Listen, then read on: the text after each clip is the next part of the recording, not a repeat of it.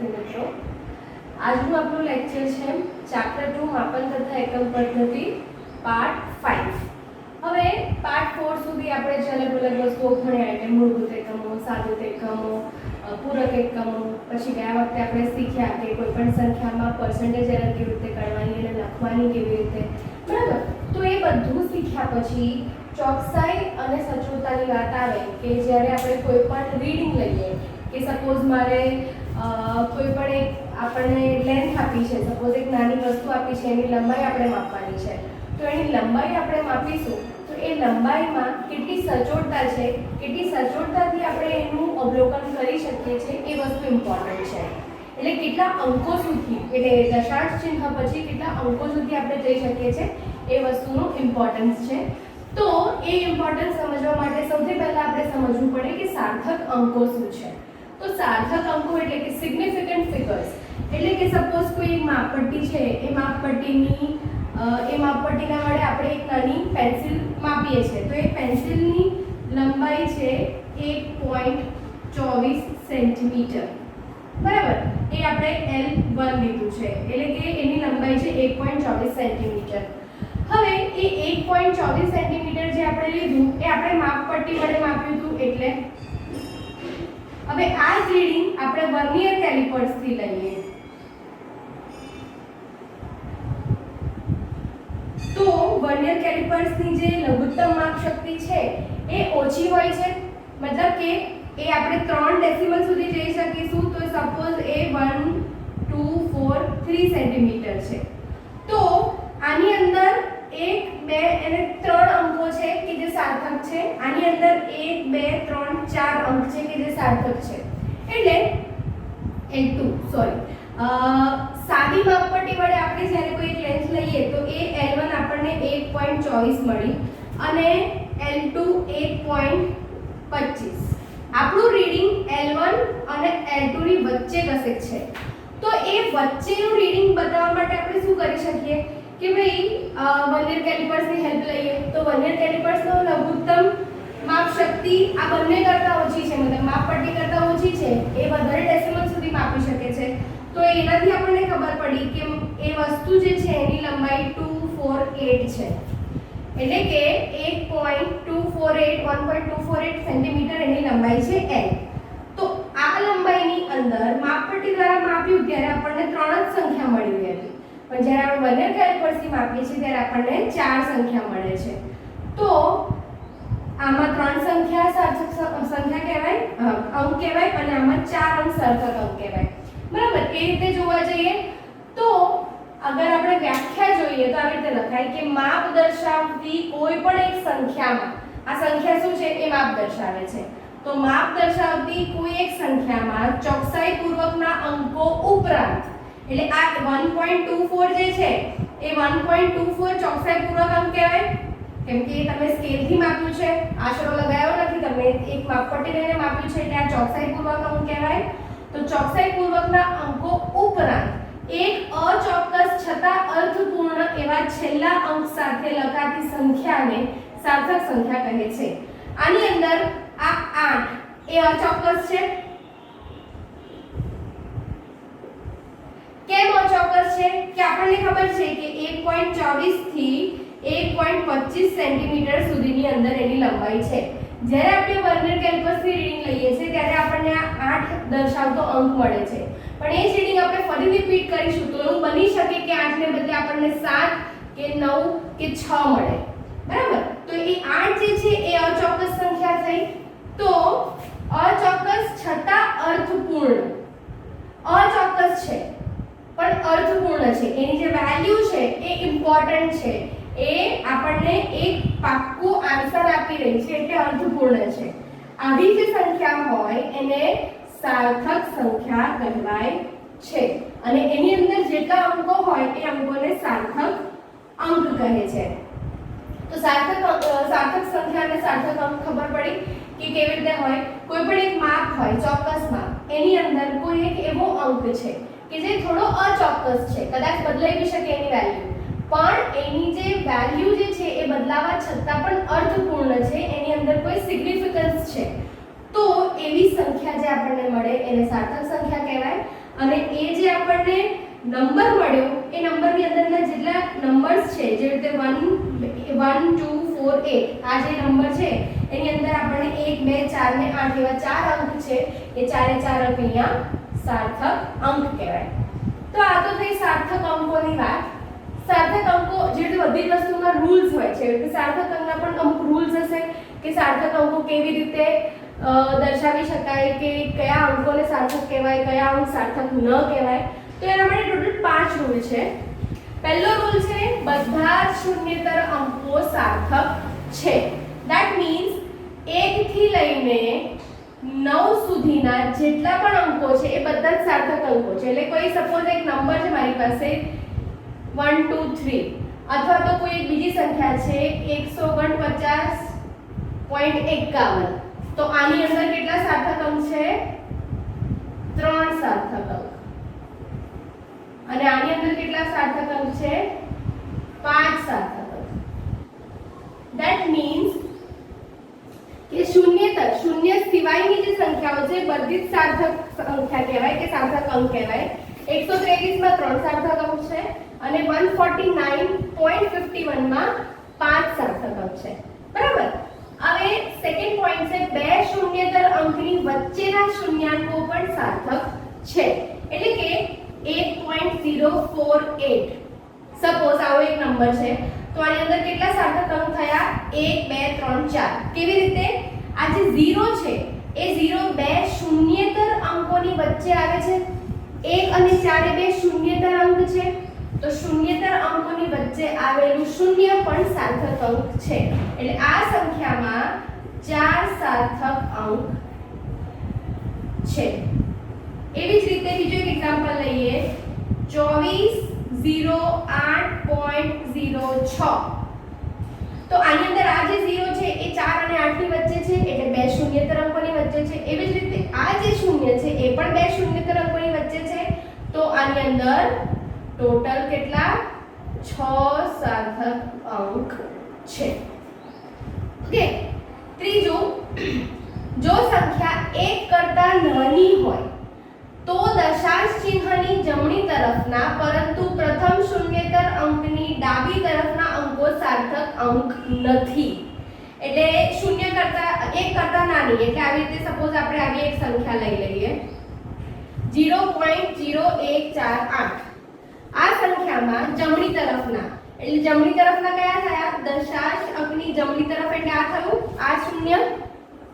પણ પ્રથમ શૂન્યેતર અંક, આ પ્રથમ શૂન્યેતર અંક છે 1, તો પ્રથમ શૂન્યેતર અંકની ડાબી તરફના એટલે આ એટલે લેફ્ટ સાઈડ, તો એ સાર્થક અંક નથી.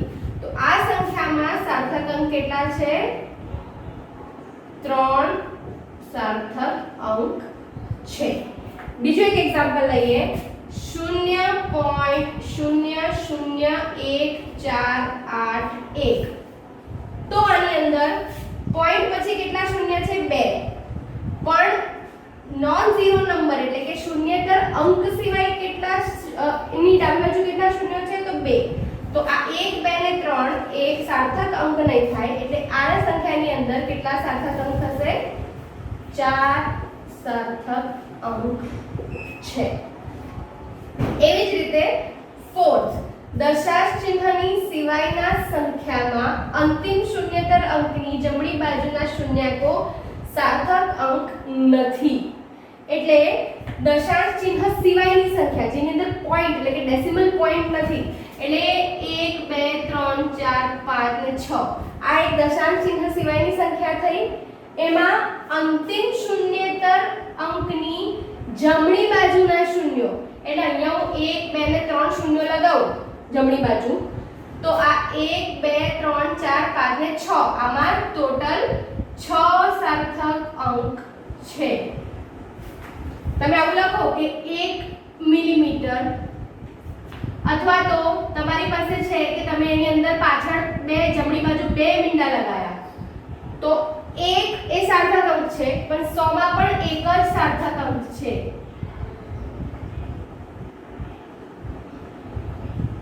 સમજ્યા? 0 જો વચ્ચે આવતો હોય તો સાર્થક અંક કહેવાય, જમણી બાજુ આવતો હોય ડેસિમલમાં તો સાર્થક અંક ન કહેવાય, અને ડેસિમલ પોઈન્ટ ના હોય અને તો પણ જમણી બાજુ આવતો હોય તો પણ સાર્થક અંક ના કહેવાય. એના પછીનો પોઈન્ટ છે કે દશાંશ ચિહ્નવાળી સંખ્યામાં અંતિમ શૂન્યેતર અંક પછીના બધા જ શૂન્યાંકો સાર્થક અંકો છે. એટલે કે દશાંશ ચિહ્નવાળી સંખ્યા એટલે 134.58 એ દશાંશ ચિહ્નવાળી સંખ્યા કહેવાય.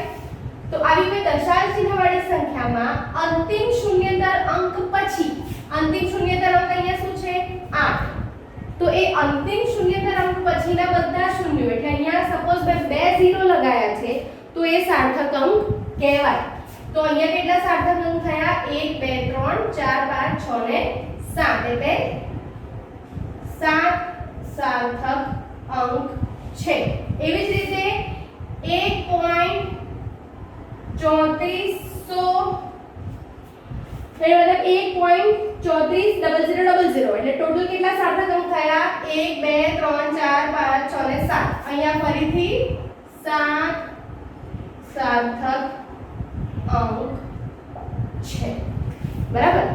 તો આ તો થયા સાર્થક અંકના નિયમો કે સાર્થક સંખ્યા કેટલી છે એ નક્કી આપણે કરવું હોય તો એ નક્કી કરવાના જે રૂલ્સ છે, નક્કી કરવાના જે નિયમો છે એ નિયમો આપણે ભણ્યા.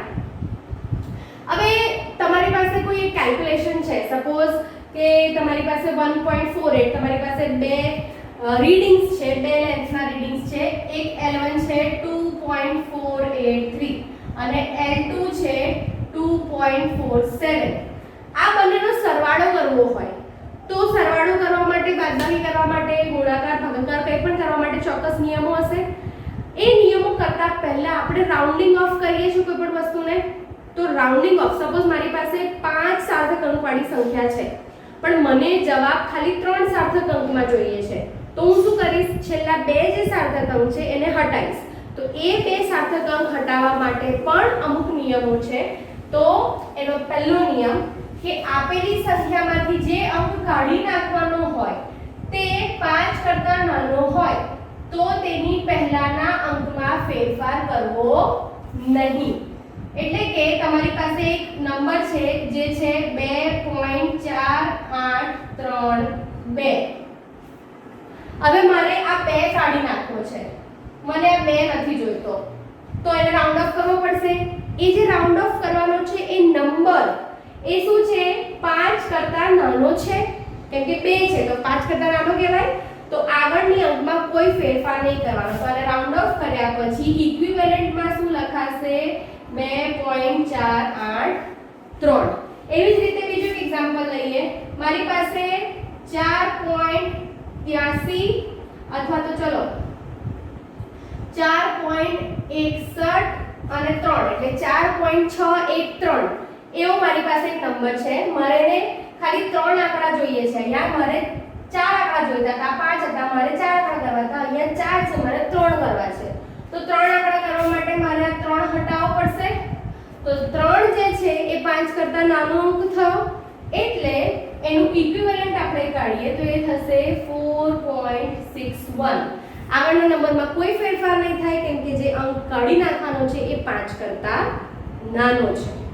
ઓકે, નેક્સ્ટ, જો કાઢી નાખવા વાળો અંક 5 કરતા મોટો હોય, 5 કરતા નાનો તો આપણને ખબર પડી ગઈ કે કોઈ ફેરફાર નહીં કરવાનો, પણ 5 કરતા મોટો હોય તો આગળના નંબરમાં 1 એડ કરવાનો. એટલે ફરીથી 2.4836 મારી પાસે આ નંબર છે. મારે આ 5 આંકડા છે એમાંથી 4 આંકડા કરવા છે. તો 4 આંકડા કરવા માટે હું 6 કાઢીશ, આ 6 કાઢીશ. 6 એ 5 કરતા મોટો છે તો નંબર જે નવો લખાશે એ 2.484 લખાશે. કેમ? આ 6 હતો એટલે 6 હટાયો, એ 5 કરતા મોટો છે તો તેની આગળની સંખ્યામાં 1 નો ઉમેરો મેં કર્યો એટલે 2.483 હતું. આ 6 હટાયો એટલે અહીંયા 1 નો સરવાળો થયો એટલે 3 + 1 4 એટલે 2.484. બીજું એક એક્ઝામ્પલ જોઈએ. 4.8386 આવો એક છે, એમાંથી મારે 6 કાઢી નાખવો છે, તો હું 6 કાઢીશ તો શું થશે? 6 5 કરતા મોટો નંબર છે એટલે આગળના નંબરમાં 1 એડ કરવો પડશે, એટલે ઇક્વિવેલન્ટ થશે 4.839. ખબર પડી? ઈઝી છે, આમ તો એવું કંઈ તકલીફ વાળું છે નહીં, પણ તેમ છતાં ધ્યાન આપજો. 3 નંબર જે અંક કાઢી નાખવાનો હોય તે 5 હોય. હવે 5 થી મોટો 5 થી નાનો બેવ કેસ આપણે જોઈ લીધા. એક્ઝેક્ટ 5 હોય તો શું કરવાનું? તો જે અંક કાઢી નાખવાનો હોય તે એક્ઝેક્ટ 5 હોય તો આગળનો અંક એકી હોય તો 1 ઉમેરવાનો, બેકી હોય તો કશું નહીં કરવાનું. એટલે કે એક્ઝામ્પલ લઈએ 2.485.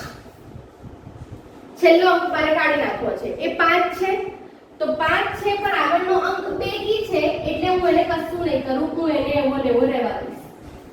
પણ સપોઝ એવું છે કે 2.4835. હવે મારે 5 કાઢી નાખવો છે પણ 5 ની આગળ અંક કયો છે? 3, જે એકી સંખ્યા છે, તો એમાં 1 ઉમેરવાનો, એટલે આનું ઇક્વિવેલન્ટ થશે 2.484. ઓકે, ખ્યાલ આવ્યો? તો આ 3 જે છે એ રાઉન્ડ ઓફ ના નિયમો છે, એ યાદ રાખવા જરૂરી છે, કેમ કે જ્યારે પણ તમે દાખલા ગણશો તો એ દાખલા ગણવા માટે સૌથી પહેલા સપોઝ તમને એવું કીધું હશે કે જવાબ જે આવે છે એ 3 સાર્થક અંક સુધીમાં લખો. તમારો જવાબ સપોઝ લાંબો આવ્યો તો તમે એને 3 સાર્થક અંકમાં કરવા માટે તમારે એને રાઉન્ડ ઓફ કરવો પડશે, અને જો એ રાઉન્ડિંગ ઓફના નિયમો નહીં યાદ હોય તો જવાબ ખોટો પડે. એટલે બહુ સિમ્પલ નિયમ છે, યાદ રાખવાના છે. જો 5 કરતા નાનો હોય તો આગળના અંકમાં 1 ઉમેરવાનો, સોરી 5 કરતા નાનો હોય તો આગળના અંકમાં કોઈ ફેરફાર કરવાનો નહીં.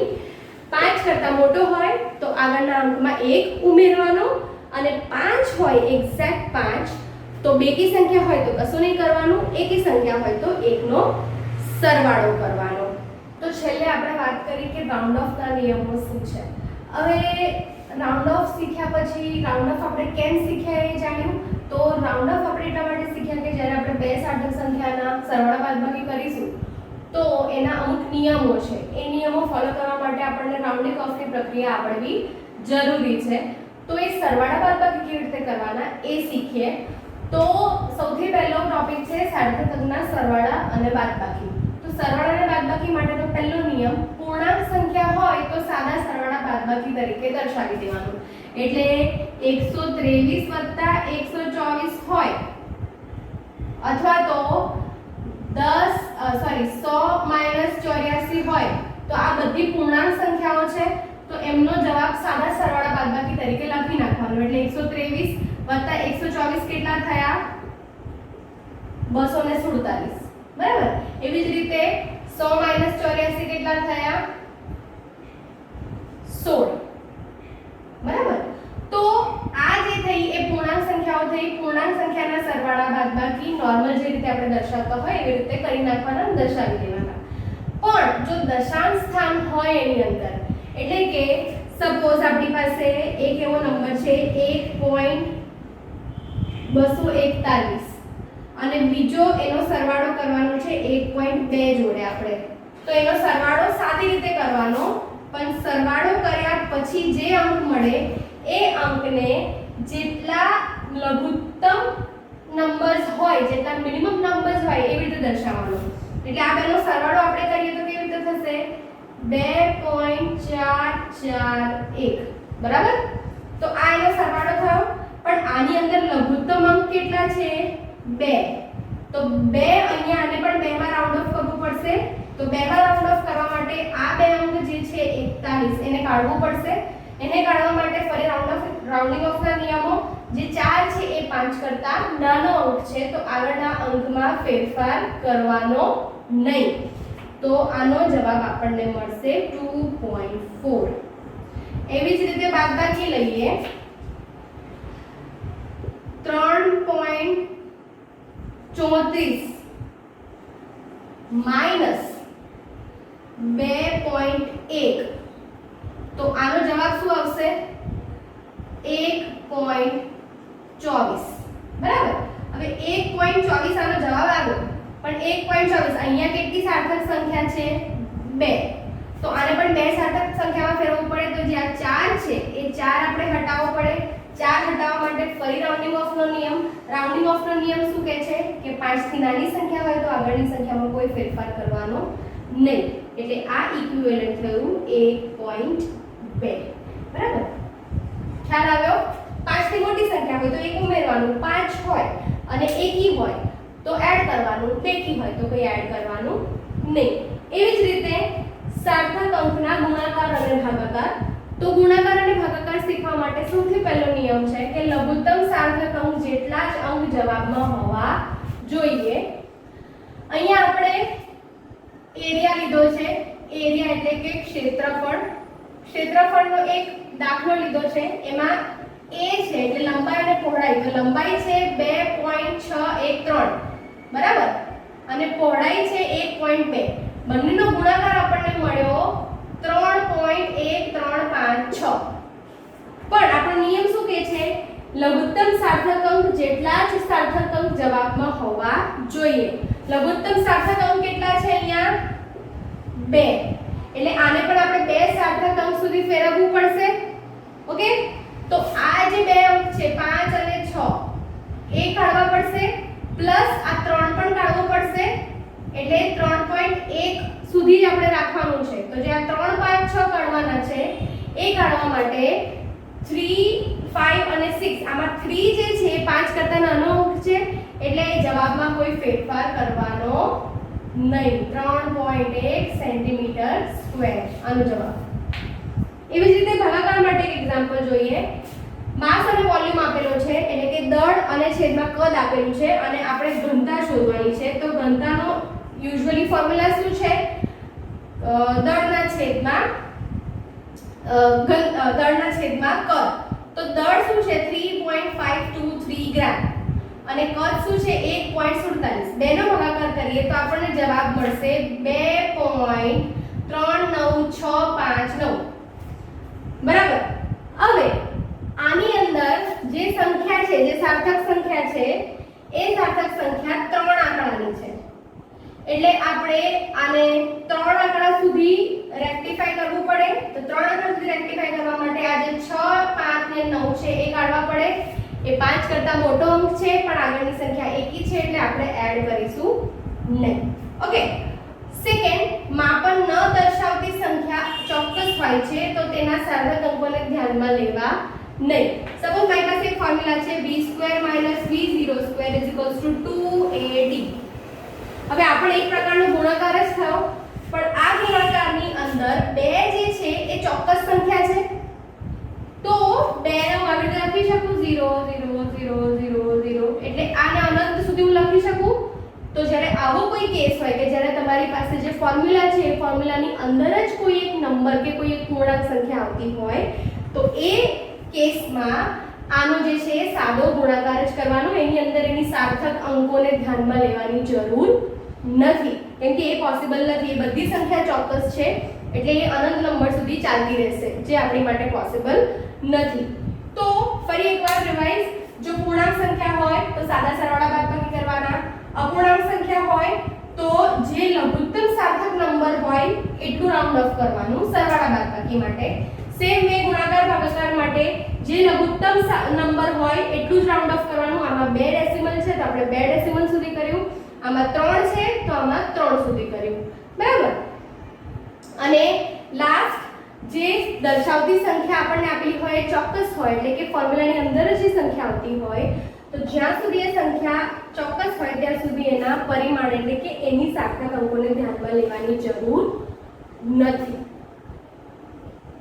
ઓકે તો આ નિયમો થયા સાર્થક અંકના સરવાળા બાદબાકી અને ગુણાકાર ભાગાકારના લાસ્ટ આપણે ભૌતિક રાશિઓમાં જે સાર્થક સંખ્યાઓ છે એ સાર્થક સંખ્યાઓના સરવાળા બાદબાકી ગુણાકાર ભાગાકાર જોયા હવે અત્યારે જોવાનું છે આપણે કે પરિમાણ અને પારિમાણિક સૂત્રો એટલે શું કોઈ પણ એક ભૌતિક રાશિ છે બરાબર એ ભૌતિક રાશિ બે પ્રકારની હોય મૂળભૂત ને સાદિત તો એ મૂળભૂત ને સાદિત ભૌતિક રાશિની અંદર જે બધી સાદિત ભૌતિક રાશિઓ છે એ મૂળભૂત રાશિઓના પ્રકારે દર્શાવી શકાય છે। એટલે કે કોઈ પણ એક ભૌતિક રાશિ હોય, સપોઝ આપણે વેગ જોયું હતું, તો વેગને તમે મૂળભૂત ભૌતિક રાશિ એટલે કે અંતરના ક્ષેત્રના સમય તરીકે દર્શાવી શકો।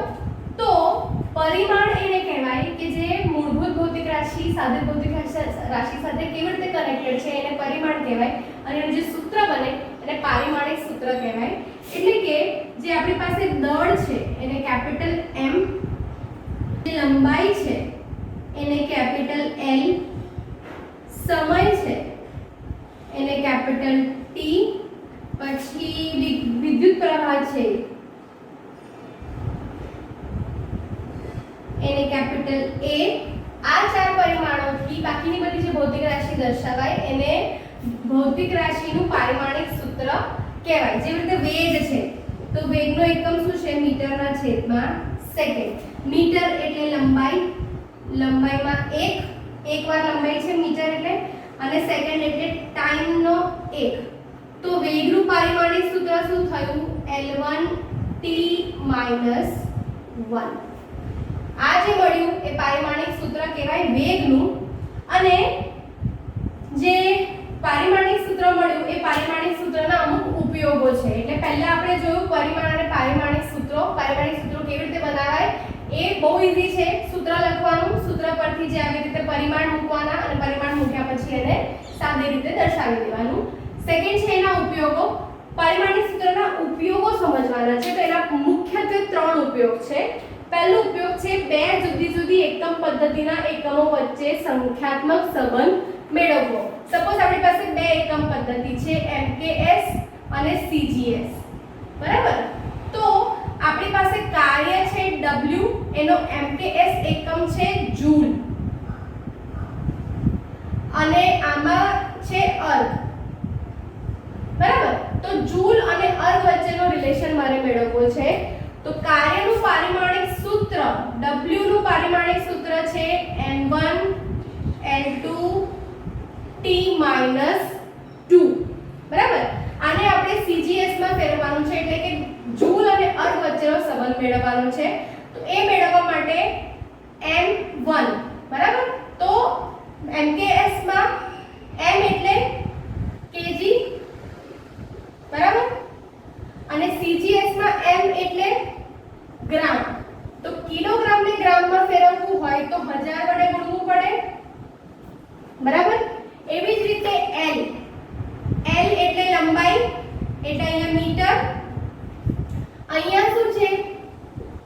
L એટલે લંબાઈ એટલે સેન્ટીમીટર, એટલે 100 સેન્ટીમીટર। અને T એટલે કે અહીંયા જે T - 2 છે એ સેકન્ડ છે, જે અહીંયા પણ T - 2 એટલે કે સેકન્ડ છે। હવે આપણે જે રીતે જોયું કે અહીંયા મારી પાસે M1 L2 T - 2 છે, એવી જ રીતે અહીંયા પણ M1 L2 T - 2 થયું, પણ અહીંયા આ L2 છે એને લખવું હોય તો આવી રીતે લખાય 10⁴ L2, કેમ કે L ની 2 ઘાત છે, પણ અહીંયા તો L બરાબર 100 L થયું છે, એટલે 100 નો વર્ગ એટલે 10⁴ થઈ। તો અહીંયા ફરક શું થયો? તો તમારું જે W છે એ અહીંયા જૂલમાં છે, તો અહીંયા શું થયું? આ 3 એટલે 1 2 3 અને આ 4 એટલે ટોટલ 7, એટલે એ 10⁷ M1 L2 T - 2 થયું। સમજ પડે છે? એક્ઝેક્ટલી શું થયું? M1 L2 T - 2 હતું એને આપણે MKS માંથી CGS એકમોમાં ફેરવ્યા, એટલે ગ્રામ, સેન્ટીમીટર ને સેકન્ડ। કિલોગ્રામ ને ગ્રામમાં ફેરવવા માટે 10⁵ મૂકી, મીટર ને સેન્ટીમીટરમાં ફેરવવા માટે 100 મૂક્યા, પણ અહીંયા 2 વાર મીટર છે એટલે 10⁴ થઈ। સેકન્ડ તો સેકન્ડ જ છે। તો આ જે બન્યું જૂલ, એ જૂલ બરાબર 10⁷ અર્ગ થયું। એટલે કે 1 જૂલ બરાબર આપણે જે વેલ્યુ જોઈ એ 1 જૂલ બરાબર 10⁷ અર્ગ થયું। ઓકે, તો આ જે હતો એ પહેલો ઉપયોગ હતો, બે જુદી જુદી એકમ પદ્ધતિના એકમો વચ્ચે સંખ્યાત્મક સંબંધ મેળવવો। નેક્સ્ટ છે ભૌતિક વિજ્ઞાનના સમીકરણની યથાર્થતા તપાસવી। એના માટે એટલે કે એ જે સમીકરણ છે એ સાચું છે કે નહીં. હવે એ કેવી રીતે પ્રૂવ થાય કે તમારી પાસે જે સમીકરણ છે એની ડાબી બાજુનું પારિમાણિક સૂત્ર બરાબર જમણી બાજુનું પારિમાણિક સૂત્ર થાય તો તમે એવું સાબિત કરી શકો કે એ જે તમારું ભૌતિક વિજ્ઞાનનું સમીકરણ છે એ એકદમ પરફેક્ટ છે. તો એ આપણે લખીએ F mv² r બરાબર. હવે F mv² r આ સૂત્રમાં F નું પારિમાણિક સૂત્ર શું છે? F નું પારિમાણિક સૂત્ર છે m1 l1 t - 2. આ તો આપણને મળ્યું ડાબી બાજુ બરાબર. તો જમણી બાજુ શોધીએ તો જમણી બાજુ પણ આ જ મળે તો એનો મતલબ કે આ સૂત્ર સાચું છે. તો જમણી બાજુ લઈએ આપણે mv² r. ઓકે, m અહીંયા શું છે?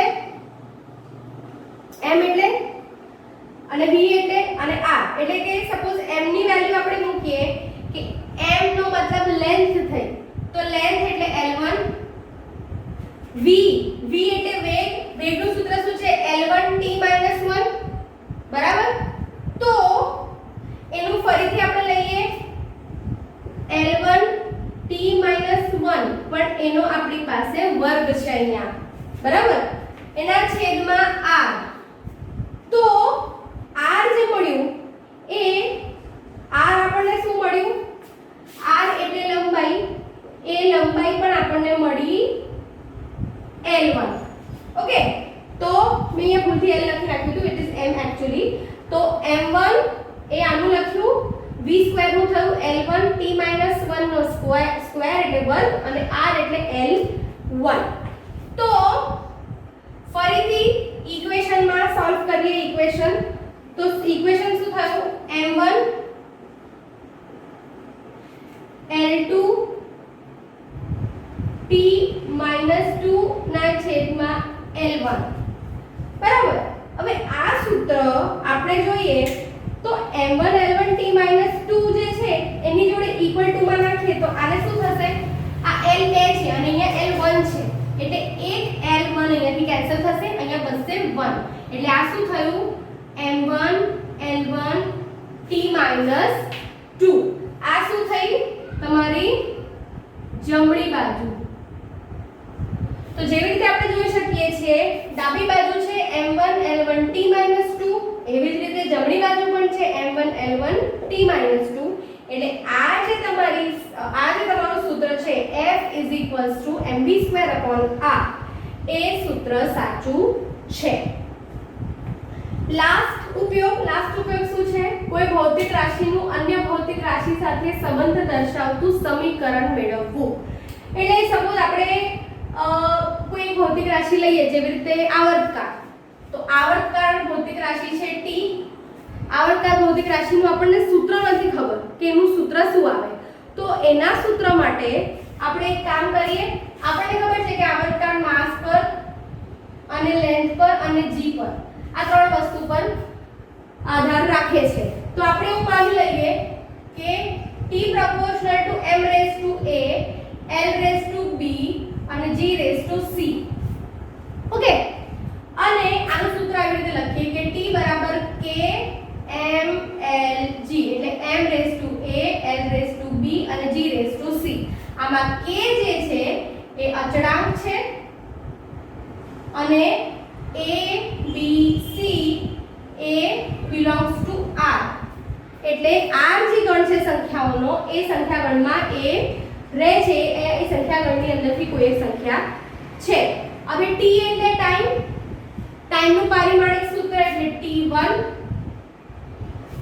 ઓકે, t1 એકલું છે તો t1 એકલું છે પણ આપણે કમ્પેર કરવું હોય તો આપણે લખી શકીએ કે m0 l0 t1 બરાબર k નું અચળાંક છે, કોઈ પારિમાણિક સૂત્ર હોય નહીં એનું. m એટલે માસ એટલે દળ એટલે m એટલે ma બરાબર. l એટલે લેન્થ એટલે l અને l જે છે એના પર આવશે b અને g જે છે એ g એટલે g એક પ્રકારનો પ્રવેગ થયો. આ આપણને ખબર છે કે g છે એ ગુરુત્વ પ્રવેગ છે, તો પ્રવેગ એટલે જેવી રીતે વેગ છે L1t - 1 એવી રીતે પ્રવેગ આપણે લઈએ તો એ થશે L1t - 2. આ સૂત્ર અહીંયા મૂકીએ તો પ્રવેગને બદલે મૂક્યું આપણે L1t - 2 એટલે LC. અહીંયા g ને બદલે આપણે મૂક્યું L1t - 2 અને એની ઘાત c. બરાબર. સોલ્વ કરીએ તો m0 L0 t1 બરાબર m ની a ઘાત l ની b ઘાત l ની c ઘાત t ની -2c ઘાત. ઓકે, કમ્પેર કરીએ તો m અને m તો a બરાબર 0 પ્રૂવ થઈ ગયું. l જે છે એ l કેટલો થયો b + c બરાબર, તો l ની વેલ્યુ થઈ b + c અને t થયું -2c. ઓકે, તો l માં b + c બરાબર 0 એક સમીકરણ આપણને એ મળ્યું અને બીજું સમીકરણ મળ્યું કે t જે છે એ 1 છે અને અહીંયા t છે -2c એટલે -2c બરાબર 1. આ બીજું સમીકરણ મળ્યું. બરાબર. હવે આ બે સમીકરણોને સોલ્વ કરીએ. સમીકરણ સોલ્વ કરતા આપણને આવડે છે c ની વેલ્યુ કેટલી થશે, ધેરફોર c બરાબર -1/2 એટલે આ આપણને મળ્યું સમીકરણ નંબર 3. 3 ની વેલ્યુ અહીંયા 1 માં મૂકીએ તો c બરાબર -1/2 છે તો b બરાબર 1/2 થયું, તો જ બંનેનો સરવાળો 0 થાય. તો c બરાબર -1/2 અને b બરાબર 1/2 તો બંનેનો સરવાળો 0 થયો એટલે આપણને a મળ્યું, આપણને b મળ્યું ને આપણને c મળ્યું. તો અહીંયા મૂકીએ તો a શું છે 0, b શું છે 1/2 અને c શું છે -1/2. તો સૂત્ર કેવી રીતે લખીએ? સૂત્ર લખવા માટે આપણે લખીએ કે t બરાબર k. હવે m તો 0 થઈ ગયું, લખવાની જરૂર નથી. 1/2 ઘાત એટલે શું થયું વર્ગમૂળ, તો વર્ગમૂળની સાઈન કરી દઈએ. વર્ગમૂળની સાઈનમાં l ની જે ઘાત છે એ પોઝિટિવ છે એટલે l આવશે અંશમાં અને g ની ઘાત જે છે એ નેગેટિવ છે એટલે g આવશે છેદમાં. ખબર પડી? મળ્યું? તો આ રીતે જે છે એનું સૂત્ર લેવાય કે t જે છે t k √l/g એટલે કે t ની વેલ્યુ આવર્તકાળનો જે સૂત્ર છે એ છે k જે અચળાંક છે વર્ગમૂળમાં l/g, જ્યાં l શું છે એની દોરીની લંબાઈ છે અને g જે છે એ ગુરુત્વ પ્રવેગ છે. તો આજે આપણે પરિમાણિક અને પારિમાણિક સૂત્રો, સાર્થક સંખ્યાઓના રાઉન્ડિંગ ઓફના નિયમો, રાઉન્ડિંગ ઓફ કરવા માટે અને એનો સરવાળો બાદબાકી કરીએ તો રાઉન્ડિંગ ઓફ કેવી રીતે કરવાનું અને સાર્થક સંખ્યાઓ એટલે શું, એક્ઝેક્ટલી એ કામ શું કરે છે અને એનો યુઝ કેવી રીતે થાય એ બધું શીખ્યા. તો આ બધી જ વસ્તુમાં સૌથી ઇમ્પોર્ટન્ટ ટોપિક આપણે જો જોઈએ તો એ પહેલો તો સાર્થક સંખ્યાવાળો જે ટોપિક છે એ, કેમ કે રાઉન્ડિંગ ઓફની જરૂર તમને દાખલા ગણવા માટે પડશે. અને બીજો જે ટોપિક છે એ બીજો ટોપિક ઇમ્પોર્ટન્ટ આ જે છે એટલે કે પરિમાણ અને પરિમાણિક સૂત્રોની જે ઇમ્પોર્ટન્સ છે એ વધારે છે કે બે એકમ પદ્ધતિ વચ્ચે સંબંધ કેવી રીતે મેળવવાનો, કોઈ સૂત્ર સાચું છે કે નહીં એ કેવી રીતે શોધવાનું, અને સપોઝ કોઈ સૂત્ર તમને ખબર નથી તો એ સૂત્ર કેવી રીતે બનાવવાનું, એ 3 વસ્તુ ઇમ્પોર્ટન્ટ છે આપણા લેક્ચરમાં.